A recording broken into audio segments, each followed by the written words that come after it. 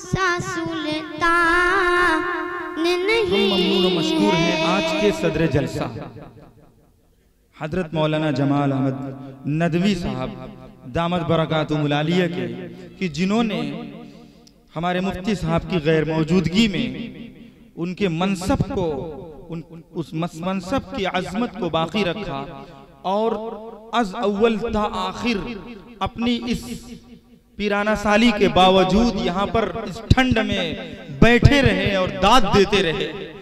मेरा सरापा ममनून और मशकूर है। मैं शाकिराना आजिजाना माजरत खाना अंदाज में मैं उनसे मुअद्दबाना दरख्वास्त करूंगा कि हजरत मोहतरम सदर मोहतरम तशरीफ लाएं और अपने ख्यालात का इजहार फरमाएं।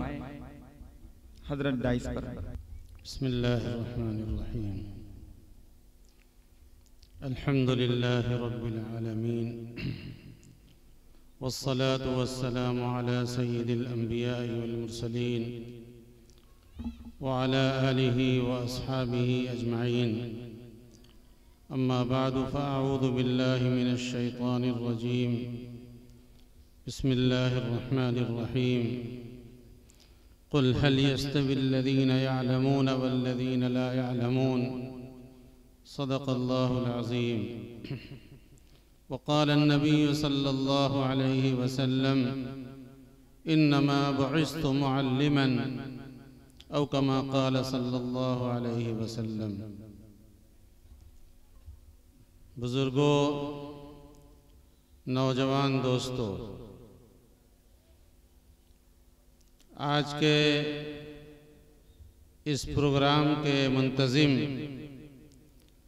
और इस मदरसे के ज़िम्मेदार और मिशन तामीर कौम मिल्लत के बानी हज़रत मौलाना मोहम्मद काशिफ साहब कासमी और उनके दस्ते रास्त हज़रत मौलाना मोहम्मद साद साहब कासमी दामद बरकातुहुम और उनके रफ़क़ाए कार,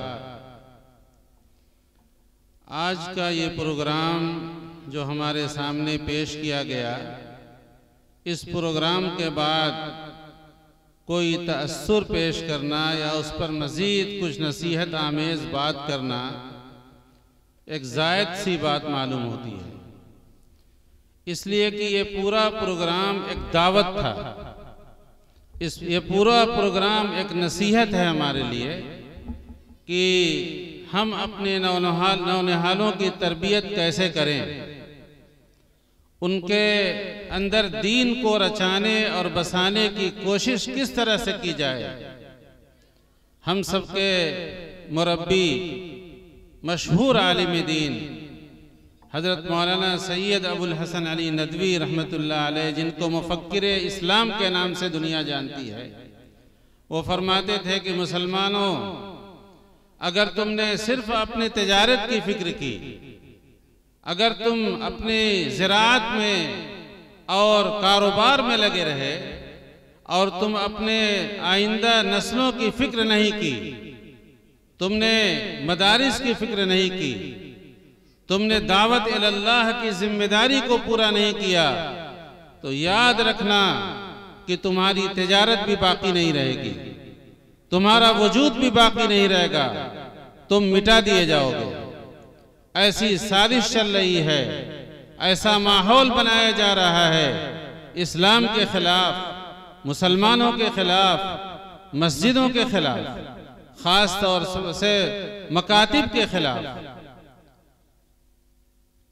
ऐसा माहौल तैयार किया जा रहा है कि मुसलमानों का वजूद बहैसियत मुसलमान खत्म कर दिया जाए। अजान पर पाबंदी लगाई जा रही है। जो माहौल है हमारे सामने है, उसको दोहराने की ज़रूरत नहीं है।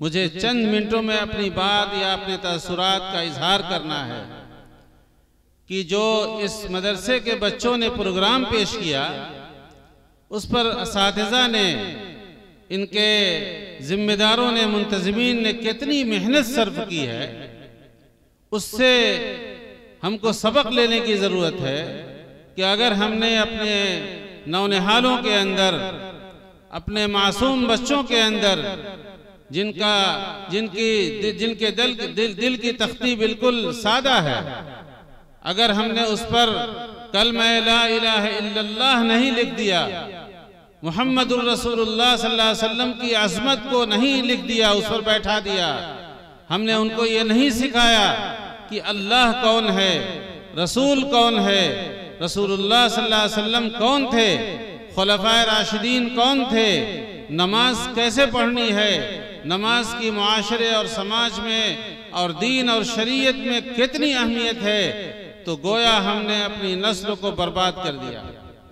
अगर हमने मदरसों में नहीं भेजा, अगर हमने इसकी कद्र व कीमत को नहीं पहचाना कि हमारे बच्चे चाहे स्कूल में पढ़ते हों लेकिन वो कुरान पढ़ते हैं कि नहीं पढ़ते हैं, उनका अकीदा कहाँ तक रासिख है अल्लाह और उसके रसूल के बारे में, दीन के बारे में, शरीयत के बारे में, दीन के जो अकायद और अहकामात हैं उनके बारे में उनको क्या मालूमात है, इसकी फिक्र नहीं की तो दीन खुद ब खुद उजड़ जाएगा।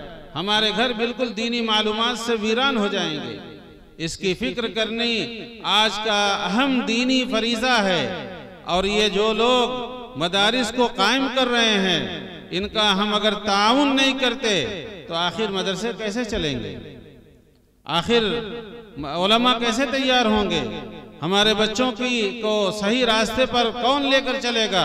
यही मकतब के लोग, यही मदरसे के लोग, ये नौजवान उलमा हैं जिनको अल्लाह ताला ने ऐसी तौफीक दी है कि वो दिन और रात की अपनी राहतों को कुर्बान कर रहे हैं। वो उनके आराम का वक्त था, वो भी ऐशो इशरत की जिंदगी गुजारते, लेकिन इस फिक्र में सुबह शाम करते हैं ये नौजवान, ये उलमा, ये असातिज़ा, ये इनकी पूरी टीम कि आखिर एलाए कलिमतुल्लाह के लिए कौन सी कोशिशें की जा सकती हैं। मस्जिदों को आबाद करने की कैसे फिक्र की जाए, मदरसों को आबाद करने की कैसे फिक्र की जाए, मदरसे ऐसे कायम किए जाएं जहां पर हम अपने नौनिहालों के और अपने छोटे छोटे मासूम बच्चे के दीन को और अकीदे को महफूज कर सकें। इसके लिए आखिर कोशिश कौन करेगा?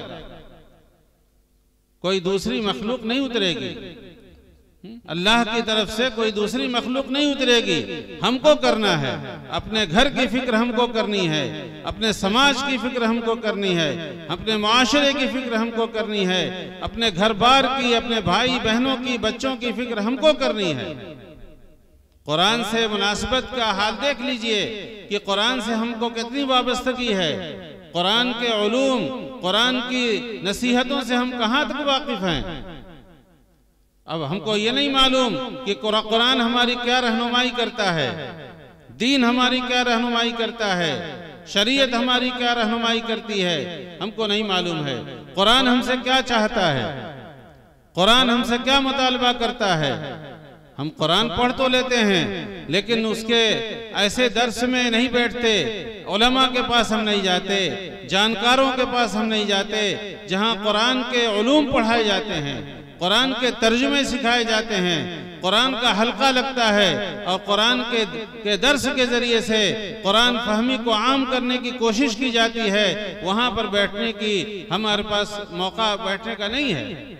बहुत सी मर्तबा ऐसा होता है कि फला मस्जिद पर दर्स कुरान का सिलसिला शुरू होता है, महीना, 2 महीना और 4 महीना चलता है, लेकिन लोगों की आदम बेतवज्जोही की वजह से वो सिलसिला बंद कर दिया जाता है।